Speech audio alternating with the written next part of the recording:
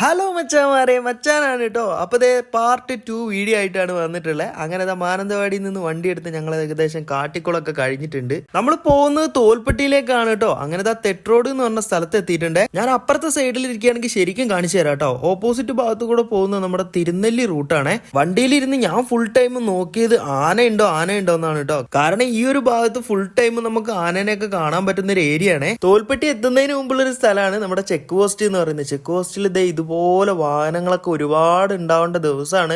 പക്ഷെ ഇന്നൊക്കെ കുറവാണ് കേട്ടോ. വനത്തിനകത്തേക്ക് പോകുന്ന കുറച്ച് ജീപ്പുകൾ മാത്രമേ ഉണ്ടായിരുന്നുള്ളൂ കേട്ടോ അവിടെ. അതുപോലെ തന്നെ തിരക്കും കുറവായിരുന്നേ. വേൾഡ് കപ്പിന്റെ ഗംഭീരമായിട്ടുള്ള ആഘോഷം നമ്മുടെ തോൽപ്പെട്ടിയിലും ഉണ്ടായിരുന്നേ. അങ്ങനെ ഒരുപാട് കാഴ്ചകളൊക്കെ കണ്ടതിന് ശേഷം നമുക്ക് ഇറങ്ങേണ്ട സ്റ്റോപ്പ് എത്തി.